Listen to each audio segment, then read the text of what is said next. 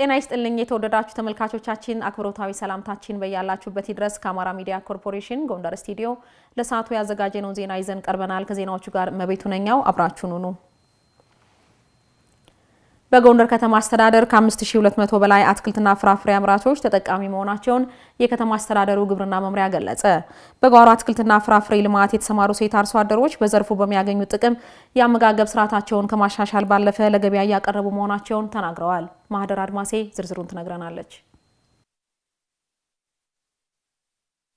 ወይዘሮ እናነይ እንየው በጎንደር ከተማ ቀበሌ 18 ነዋሪ ሲሆኑ ባለቻቸው ቦታ የጓሮ አትክልትና ፍራፍሬ በማምረት 3 ልጆቻቸውን እንዳሳደጉና በትምህርታቸውም እስከ ዩኒቨርሲቲ ድረስ እንዳበቁ ይናገራሉ በአነስተኛ የንግድ ስራ ተሰማርተው እንደነበር የገለጹት ወይዘሮ እናነይ ከዛ ወጥተው በጓሮ አትክልት ዘርፍ መሰማራታቸው ውጤታማ እንዳደረጋቸው ማጫውተውናል እነዚህን ማንጎች እንደዚህ ታክጄ አንገረባ ያያመጣው አሳደኳቸው ጉድጓድ ቆፍሬ ያወጣው ሀዛን አንስቼ ዘይቶኔን እያጠጣው ማንጎዬን እያጠጣው ሰላጣ ቆስጣ አሁን በአብዛኛው በቆስጣና በሰላጣ ነው የምጠቀም ልክ እንደ ወይዘሮ እናነይ ሁሉ ወይዘሮ ታድፌ ማሪየና እማሆይ ስመይ በላቸው በጓሮ አትክልት ስራ ተሰማርተው ከራሳቸው አልፈው ለገበያ በማቅረብ በሳምንት ከ2000 ብር በላይ ገቢ እንደሚያስገኙ ያነሳሉ ተጠቃሚነቱ አሪፍ ነው ለኛ ተርፎል በቃ ለገበያ ያዋልነ ነው በሳምንት 2000 እናገኛለን በየሳምንቱ 2000 እናገኛለን እንዲሁም በቃ ለቤት ሁሉ ነገር ይችላል የተለያየ በቃ ዘንቢል ወይም ፌስታል ይዞ ገበያ ከመሄድ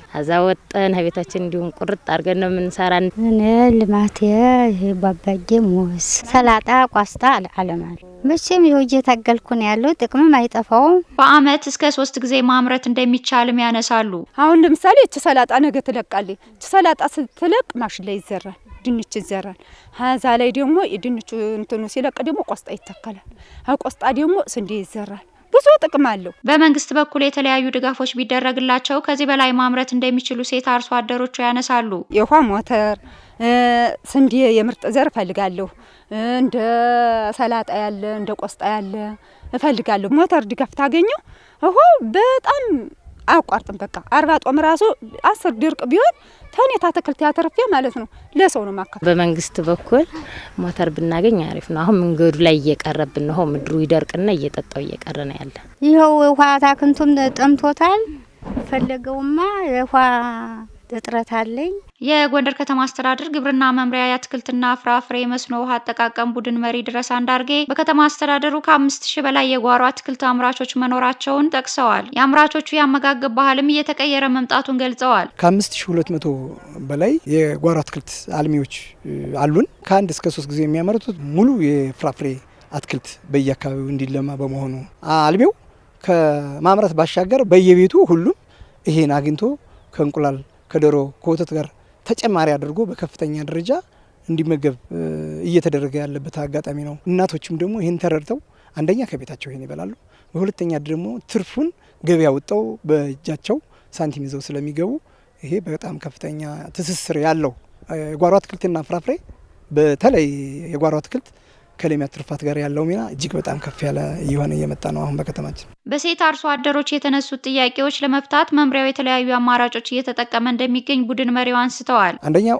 ያሉት ወንዞች በተገቢው መንገድ ተገድበው ተጣልፈው ያሉ ምንጮች ጎልብተው ካናል ተሰርቶላቸው መንገድ ላይ ስርገት ምን ሳይኖር በተገቢው መንገድ ቢቀጥል የልማታችን ከዚህ ይጥፍ ማድረግ እንደምንችል ከኛም ከባለሙያ አኳያ ለሚመለከተው አካል በተገቢ መንገድ በተለያየ ጊዜ እናቀርባለን የጓሮ አትክልት ዘር በከተማችን እጅግ በጣም ጅምላ የሚያቀርቡ የዘር አከፋፋይ የግብርና ግብአት አቅራቢ ግለሰቦች አሉ በግል ደረጃ ፈቃድ የተሰጠናቸው ከነዚህ መርጦ መግዛት ይቻላል አሁን የዝርያ ችግር የለም በአካባቢው ስፋት ያለው የጓሮ አትክልት እየለማ እንደሚገኝ በመልከታችን ቃኝተናል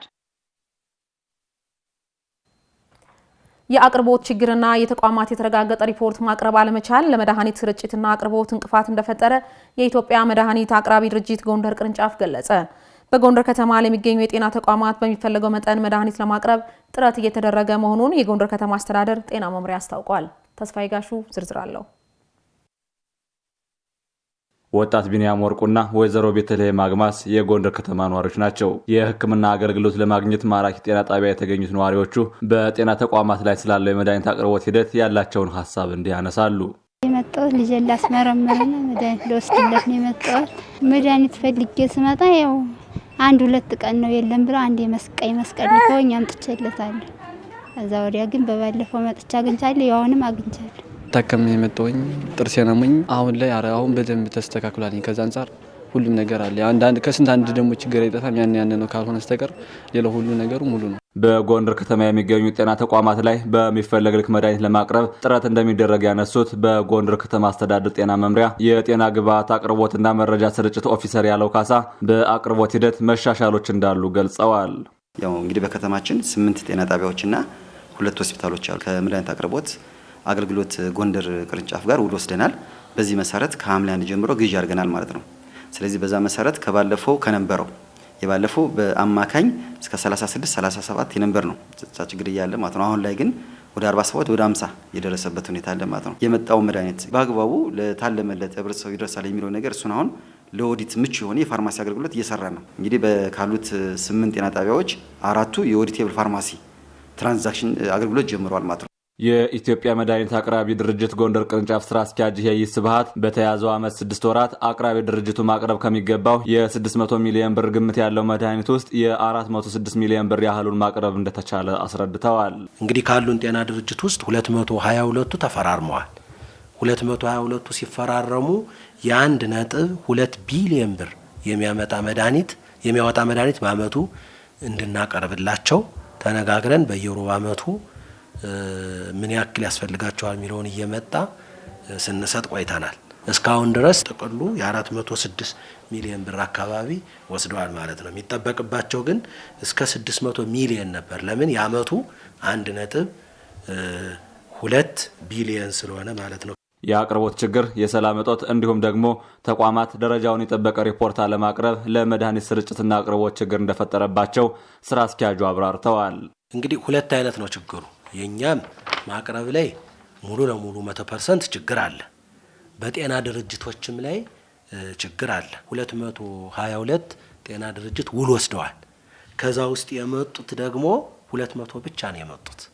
22 ያልመጡ አሉ ማለት ነው። መድኃኒት ራሱ ኑሮን የተስተካከለ ሪፖርት አይመጣም። አልፈልግም የሚል ሪፖርት ይመጣና ከዛ በኋላ እፈልጋለሁ እኮ አይነት ነገር ሪፖርቱ ራሱ ከእጅ ላይ ስንት አለ፣ ስንት ተጠቅመሃል፣ አሁን የምትፈልገው ምንድነው ብሎ ነው የሚጠይቅ። ስለዚህ ይሄን ሪፖርት የሚሰሩ ሰዎች ጥንቃቄ አድርገው በደንብ መስራት ቢችሉ። የመድኃኒት አቅራቢ ድርጅቱ ተደራሽነቱን ለማሳደግ የተለያዩ አማራጮችን እየተጠቀመ መሆኑንም ገልጿል። በውጭና በሀገር ውስጥ ክፍት የስራ ዘርፎች ወጣቶችን ለማገናኘት የሚረዳ የባዮሜትሪክ ኪት ማሽን የስራ ማስጀመሪያ ስልጠና ለአይሲቲ ባለሙያዎች በምዕራብ ጎንደር ዞን ተሰጥቷል። ስልጠናው በፌዴራል መንግስት ስራና ክህሎት ሚኒስቴርና በምዕራብ ጎንደር ዞን ስራና ክህሎት መምሪያ በትብብር የተዘጋጀ ነው። የምዕራብ ጎንደር ዞን ስራና ክህሎት መምሪያ ተወካይ ኃላፊ ቢያዝን አያና እንደተናገሩት መምሪያው ለተለያዩ የስራ ዘርፎች ከ24000 በላይ ለሚሆኑ ዜጎች የስራ ዕድል ለመፍጠር አቅዶ ወደ ስራ ገብቷል። የስልጠናው ዓላማ ስራ ፈላጊ ወጣቶች ወደ ኢትዮጵያ የስራ ገበያ መረጃ ስርዓት ውስጥ እንዲገቡ የሚያግዝ ነው። ከ2400 በላይ ወጣቶች የውጭ ሀገር የስራ ስምሪት ተጠቃሚ ለማድረግ መምሪያው እየሰራ መሆኑን ገልጸው ለዚህም የክልሉ ስራና ክህሎት ቢሮ 14.5 ሚሊዮን ብር በመበጀት 7 ማሽኖችን በመግዛት 4 ወደ ዞኑ እንዲገቡ ተደርጓል። ከስልጠናም በኋላ ማሽኖቹ ስራ እንደሚጀምሩ ተጠቁሟል።